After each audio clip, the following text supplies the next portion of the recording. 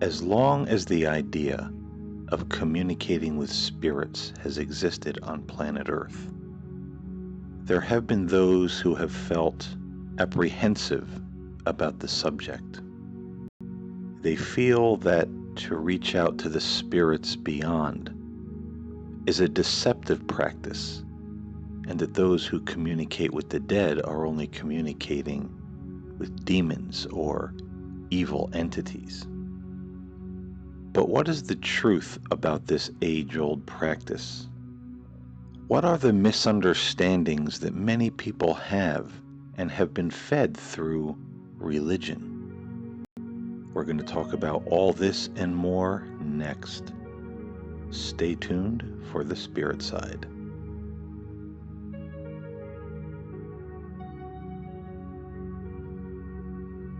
Greetings, everyone, and welcome to the Spirit Side. I'm Paul James Caden, and today on the show, I want to talk to everyone out there who is listening about something that I feel is important. And I'm titling this podcast, "The Spirits Aren't Interested in Telling Your Fortune." Now, this week, I've had a special guest on the show, one of my personal spiritual mentors, Mr. Steve Murray, and we talked about his practice in Reiki that he's done for many years. And also on Monday, we talked about contacting spirits. And, when you talk about these kind of subjects, there are generally those who are interested and will listen, but then there's a small amount of people who will have the knee-jerk reaction of fear and say, oh, we shouldn't do those things.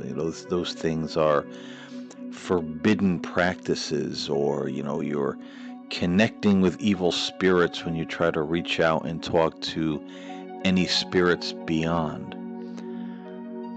But I think that knee-jerk reaction is because there's a lot of misunderstanding about the practice of mediumship or spiritism and spiritualism. And I know, believe me, ladies and gentlemen, believe me when I tell you, if you've listened to my show at all, or if you're new listening today, I come from a fundamentalist evangelical background, so I've been in the place where I was taught and I believe that there was so much in the world that was evil and demonically infested. Now, I wasn't so much carried away with those thoughts as a lot of people were around me, but I questioned at times. There were times in my evangelical fundamentalist journey where they even had me questioning, should I watch secular movies? Should I read a book that's not Christian based? Am I doing something wrong if I read something like a Harry Potter novel, or watch George Romero's Night of the Living Dead, on DVD? These are the kind of things that are instilled in your mind. And there's a lot of things that are really put in our thought process about other religions. And a lot of those things are just not so. And I say that with confidence. I'm just not some guy here blowing smoke at the audience or trying to convince everyone that bad things are okay because I'm ignorant. No, the way this happened for me is that one day I discovered something that I was taught and believed by the evangelical community that turned out to be false. And I believe it was something, I don't even really remember what it was, but I think it was something about saying they had all this archaeological proof of Sodom and Gomorrah. And when I really looked into the evidence, what they were saying was just not so. about these archaeological discoveries, and then I went on to find other things that these people um, misrepresented from history, and science. And then I began to find out that there were things they said about other religions that were not true, that, Buddhists actually didn't believe this, and, what they said they believed, and, different religions that they said had these practices and beliefs that were misrepresented. So little by little, toward the end, it really became a house of cards that fell in because the real evidence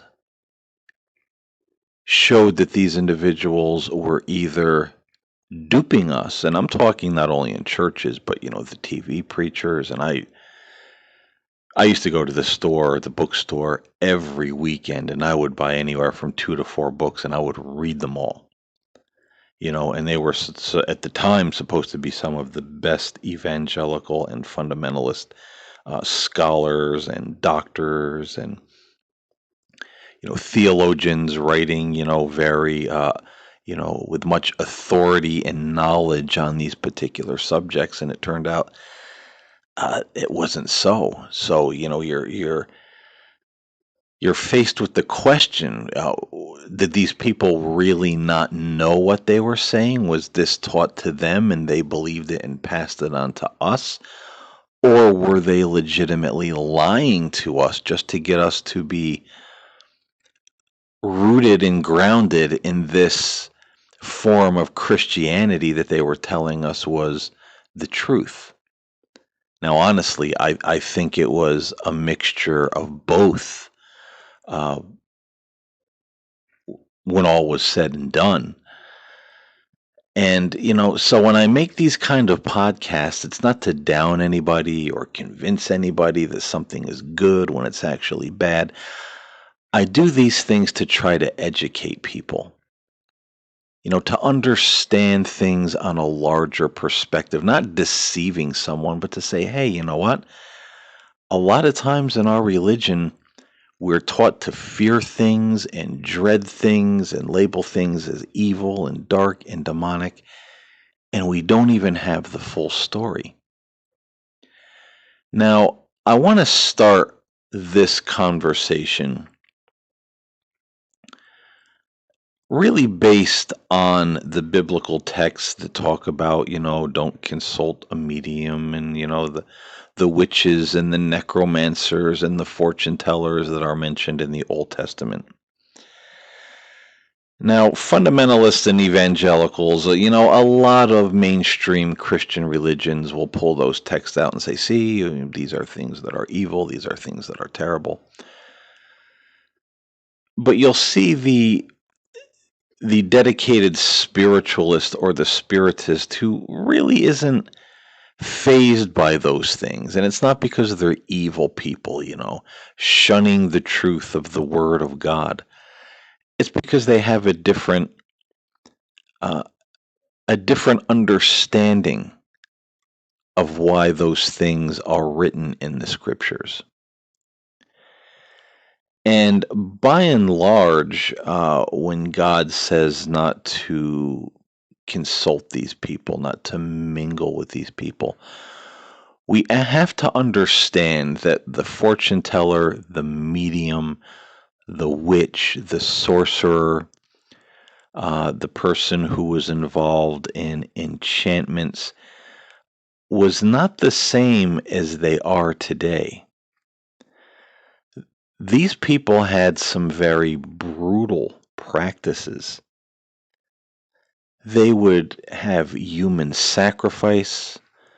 We see time and time again about in the Old Testament, God condemning burning their children in the fire to these pagan gods. And a lot of these fortune tellers and necromancers of old, that was their practice.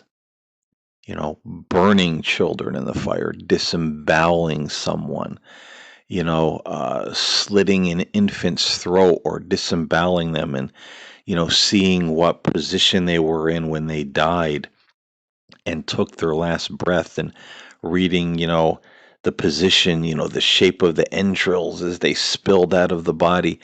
They did this with animals, they did this with people.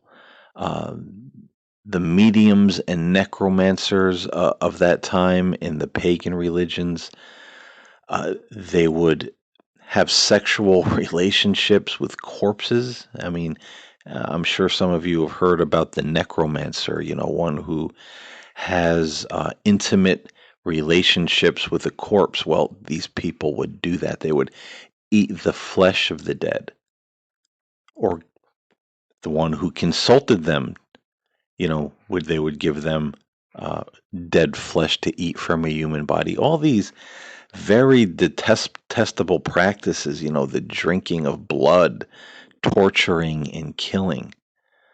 So it was a really dark practices that these people had. And naturally, this is why God said, hey, don't consult these people, don't mingle with these people, whether they were the fortune tellers, the mediums, or just the tribes and the lands around Israel when they were in the desert, because these people had some really bad practices. And we also have to understand that if we read through the Bible, that God gave his people, their own ways of what we would call divination, the Urim and the Thummim of the high priests of the Old Testament. Now, I know a lot of people will say, well, this was only for war times and desperate situations. But, we're not going to get into all of that right now. But, there's a lot of things said in the Old Testament about this breastplate, about this tool that the high priest wore, um, that are really interesting. And there's also some verses that make us believe that this thing worked almost like a Ouija board. And now, again, maybe that's a podcast for another day, but a lot of people will hear that and go, what? No, no way. But yeah, we read the Bible with these filters on our eyes, and we see it through the way we've been taught. But if we take those filters off and begin to see what is actually written in some of the things that it says, it's a whole different experience. And we also have to appeal to Jesus. He said, the things that I do, you shall do also, and greater things than these. I've mentioned this in many podcasts. He had angels that would come to him and minister to him and see to his needs. He spoke with the spirits of Elijah and Moses on the Mount of Transfiguration. Now, some people hear that and they argue, well, Elijah was taken up in a chariot of fire. He never died. Well, he was still a heavenly being. If that's the case, he lived in heaven at the time, and he came down to talk to Jesus on the earth, and we know Moses was long dead. He didn't reach the promised land. He died, and his body was buried in a location, I think, that no one even really knew where it was laid to rest. But Moses was dead, but yet there he was speaking to Jesus on the mountain of transfiguration. Jesus was talking to heavenly spirits. The things I do, you shall do also. Now, there's a lot more I could say about this, but this is just kind of a jumping off point, and in the future, like I said, maybe we'll have a more in-depth discussion about the tools of the high priest and some of the ways that it worked and the things that are said about it that we completely miss. But nevertheless, there are things in the Bible. How many times in the Old Testament do people see an angel? Or call upon the Lord and an angel appears, or a voice speaks to them out of the ether? Now, I want you to hold that thought for a minute, because in Spiritism and Spiritualism, they don't always just contact the spirits of people who are departed, but also angelic beings, God Himself, Christ. See, in their mind, when a medium opens up to the heavenly realm, they're doing the same thing that the high priest did in the Old Testament when they went into the tent and petitioned God, and the cloud appeared over the Ark of the Covenant, and God spoke, or an angel appeared. To them, they're doing the same thing Jesus did when angels came and ministered to him when he spoke to Moses and Elijah. So to them, they're carrying on a very biblical practice that has been lost to mankind by and large over the centuries.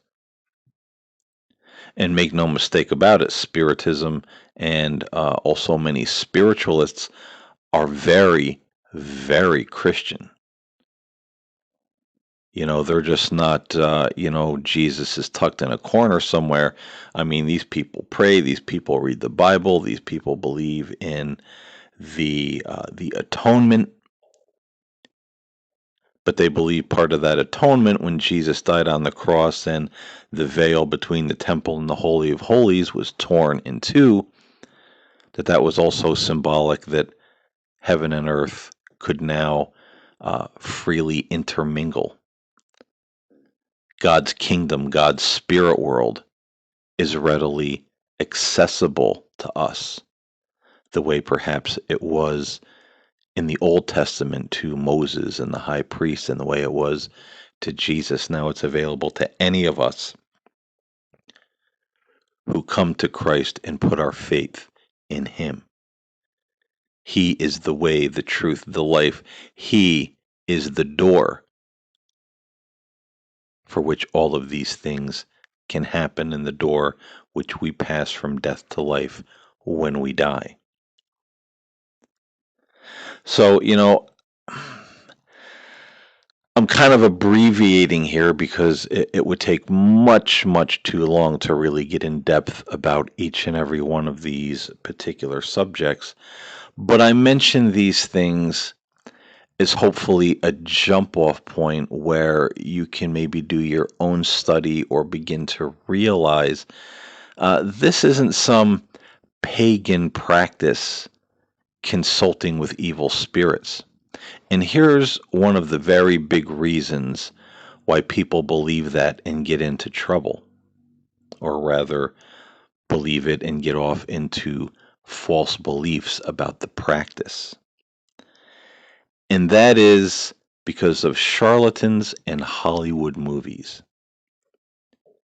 See, we have this idea that we go to the fortune teller and we go to the medium, which is basically the same thing in most of our minds.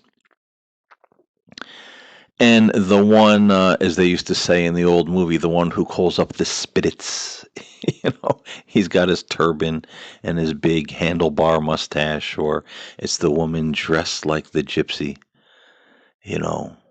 What do the spirits have for you today? And usually it's some form of divination. Oh, the spirits, they tell me there's going to be a very bad accident. Oh, you're going to come into some money. Oh, you've suffered a great loss, the spirits say. All of this kind of, predicting, fortune telling kind of thing. But your legitimate spiritist and spiritualist will say, no. If someone is doing that, telling fortunes and doing divinations from the spirits, one of two things is happening. Is A, that individual is either a fraud, or B, he is actually communicating with the spirits, but he's communicating with negative spirits, lower spirits. not spirits from the high heavenly realm, from the presence of God. So they'll tell you, be very, very careful. If a medium or a fortune teller starts getting into, oh, the spirits are coming through and they're showing me. Now, the spirits can show certain things, and sometimes they do. But the true spiritualist and the spiritist will always tell you the spirits are not interested in telling your fortune. They're not there to play parlor tricks. We have all this stuff today, evidential mediumship. And a lot of frauds do that because they practice a technique called mentalism, and I'm not really sure how it's done, but it's a trick that can be very accurate. And if I'm practicing mentalism and however I get the information, I could have someone sit in front of me that I never talked to before. Your mother's here. Oh, and she wants you to know that she's really here because her address that she lived at all of her life until she died was 42 Maple Street, in, Jimmytown, Kentucky. Zip code 13040, whatever. Her phone number was 555-2222. And the person will sit there and go, wow, how could he know that? Mom's here. But usually it's a fraud. It's a trick. Now, occasionally, very occasionally, or rarely, I should say, something like that will happen. But the very devout Christian spiritual spiritist or spiritualist will say, no, the spirits aren't interested in playing parlor tricks with human beings. They're not here to impress us with information that's, oh, let me give you all this evidence that this is real. Because the spirits are interested in one thing. The high spirits from God, they say, are not interested in telling your fortune. They're interested in giving you guidance and counsel as a brother or sister in the Lord, or a brother or sister in God. So they may touch on things that are personal. You may sit down before the medium, and the medium will do whatever it is they do to connect. And, they'll come up with information. I feel there's a female here. I feel this is an older woman. She feels like a mother. She may have passed of cancer, or, a heart issue. Sometimes that information comes through. But then, there may be something, I'm picking up from this person. She's telling me you're really struggling with your job and you're really struggling with your marriage right now. And you're feeling suicidal. You were thinking today that maybe you wanted to end it all, but you came here instead. Now, things like that can come through. But then from there comes the jump off point where it is counsel, it is healing, it is advice, it is information that builds the person up, gives them strength to not do something stupid. And generally, that message, when you're talking about spiritism and spiritualism, the spirits always, and this is how we know it's not dark spirits and demons coming through, because those spirits will always have a message one way or another for the person to come back to God, get their life on track, come back to Christ, strengthen their faith, start reading the scriptures, start praying more. They always have a way of calling us back to God because He is our greatest strength. And sometimes in a spirit reading, some of those things may not come through at all. There may not be anything about how the person passed or anything of that nature, you know. And sometimes it may be a deceased relative, sometimes it may not be. Because you see, in Spiritism and Spiritualism, in the true practice of mediumship, you're not necessarily, as I always say, put in a dime and dial up the dead. But when you do a reading, you pray for God's protection, you pray for the good spirits, the angels of light, and the saints and the good spirits close to God. You know, you pray for protection, and of course, that only the good spirits will speak and bring good tidings. And sometimes, you know, you leave it open for whatever spirit this person may need that's sitting in front of you.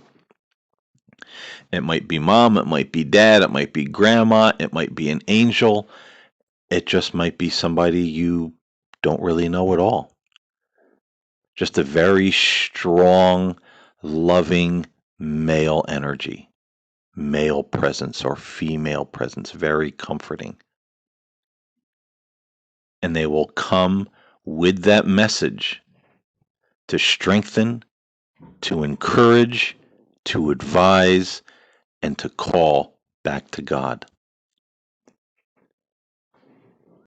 They always want to strengthen our faith and put us back on a more solid path, walking with God, walking with Christ, doing the right thing, having faith, having personal peace, having a greater understanding of this thing called life, and maybe why sometimes these trials happen, why we're going through it, and or encouraging us that we will get through it, and then it's done. So see, it's never about fortune telling. Oh, you know, the spirits are saying you're going to get that job you want. Oh, the spirits are showing me you're going to you're going to win the lottery. Oh, the spirits are showing me, this is a great one with the frauds. You know, the spirits are showing me a death in your family. I see a young man with light colored hair. Oh, the boy dies a tragic death. You know, as they said in the old days, poppycock. It's nonsense. The spirits aren't interested in that type of thing, at least not the high spirits. And one of the big reasons being they don't want you putting all of the emphasis, and let me spit the word out now, putting all the emphasis on them. They want you to put the time and the attention and the emphasis on God. They're just the messenger. And see, that's the thing when you go to some of these spiritualist churches, and they are out there. And if we encounter one of them, you know, when we're deeply religious and been taught all of this stuff is bad, and we walk out of it, we go, oh, these people are on the wrong path. Because that they call themselves a Christian spiritualist church, but all they do is that they never have what spiritists and spiritualists call divine service. They never have a sermon. They never pray. They never take communion. They never sing hymns. They never draw closer to God and to Christ as a group. They call themselves a Christian spiritualist church, but all they do is gather once, twice a week and bring in medium after medium who gives them reading. Your mother's here, your father's here, your aunt is here, your brother's here. And some of those messages can be very accurate, but it just turns into the circus of someone standing up there giving all the little evidences that mommy, daddy, brother, grandma, grandpa, Uncle Arnold, whoever is here, and they're talking to you.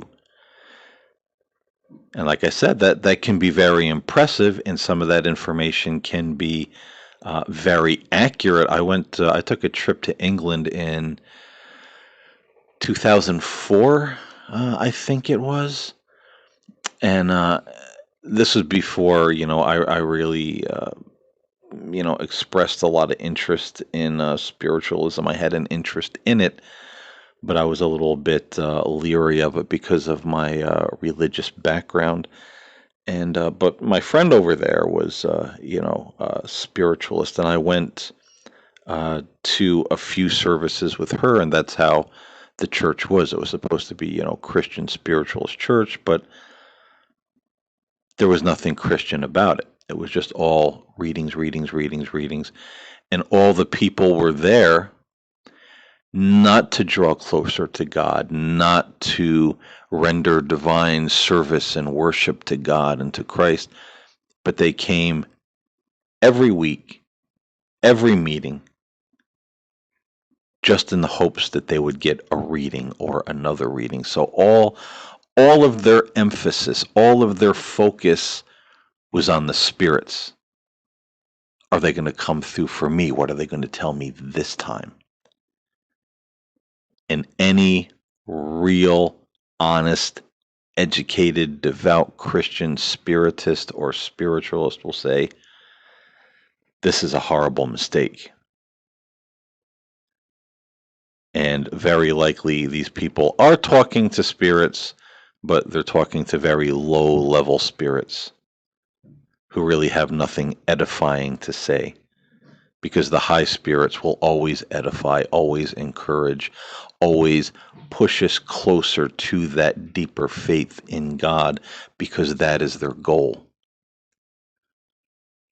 We are here because God wants you to be here with Him where we are with us. So, spooky fortune telling, all of this crazy crystal ball, I see a woman and she's giving me all this, dire information or secret information. Her favorite pair of shoes were pink and she loved to eat, bacon cheeseburgers every Friday for lunch. It was her favorite food, evidential mediumship.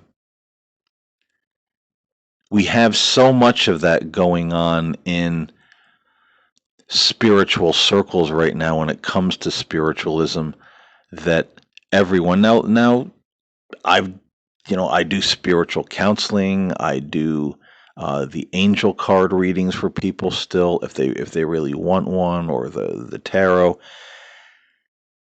And I've talked a lot of people out of superstition, but you'll still get those people who walk in and think that I have these God-like abilities.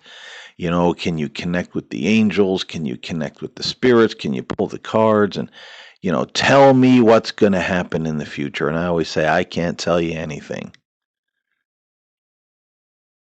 But through the information I get through my intuition, my spirit, through the Holy Spirit, through the angels, they will help advise you on what is the best steps to take on your path ahead. They will advise you on certain things, and they will always leave you with that call to draw closer to God. And some people love that, and some people just look at it with a, puh, that's not what I'm here for, and out the door they go because, they wanted their fortune told and they didn't get it. But there's a lot of people like that. Everybody's scrambling to know the future. A lot of people are scrambling, taking all these psychic and mediumship courses because they want some kind of power. They want to be impressive.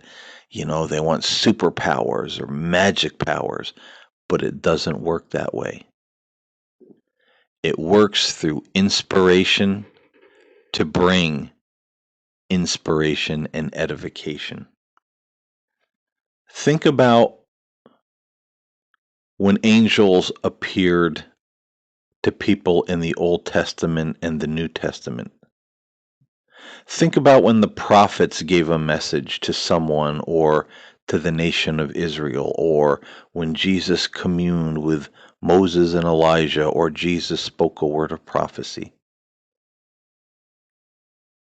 Did any of these people ever stand up and say, now, thus saith the Lord, and before I give this great prophecy, or here I am, an angel of the Lord, and before I give you this message, I want you to know that this is real because your father is at home right now eating a ham sandwich.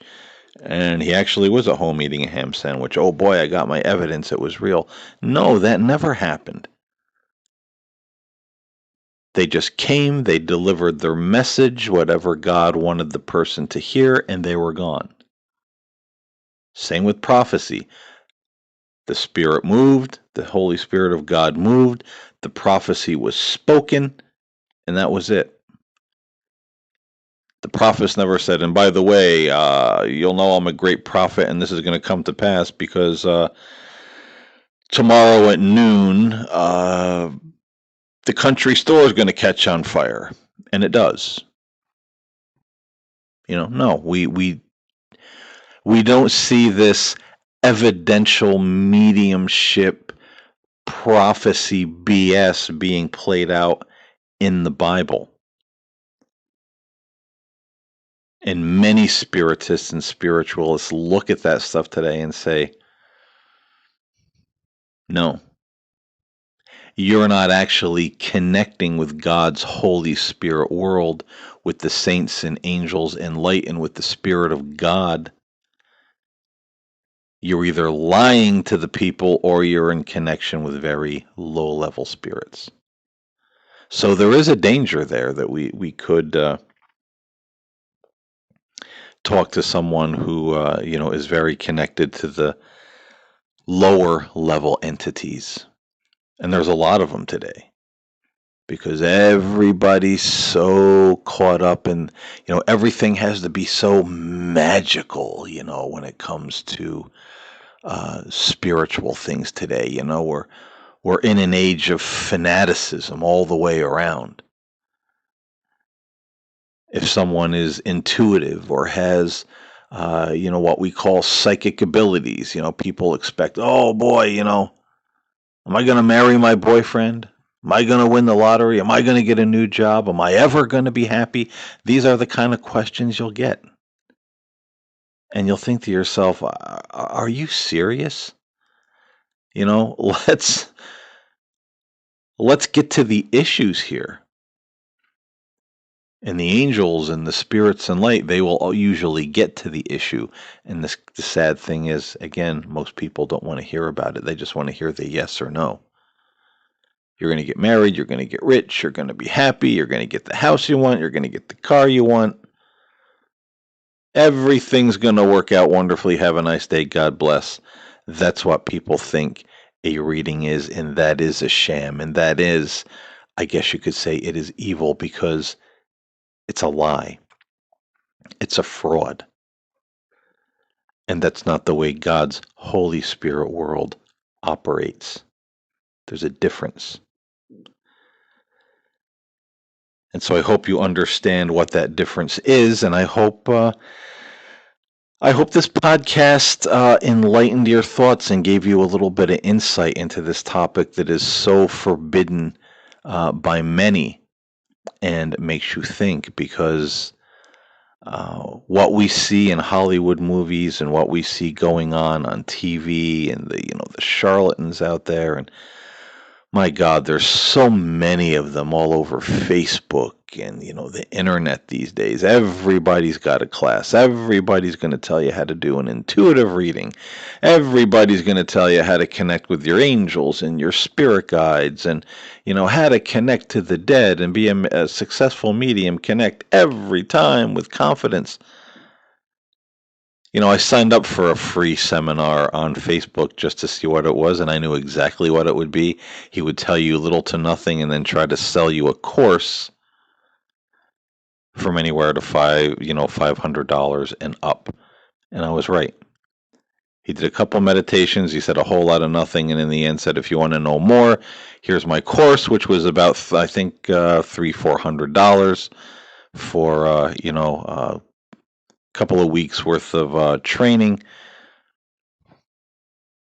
So they work you in that way, and it's very sad to see. So we do have to be careful. So as usual, I hope you got something out of this podcast today. I really appreciate all of you listening, and until next time, stay safe, stay well, Stay in the light, and I will talk to you next time here on the Spirit Side.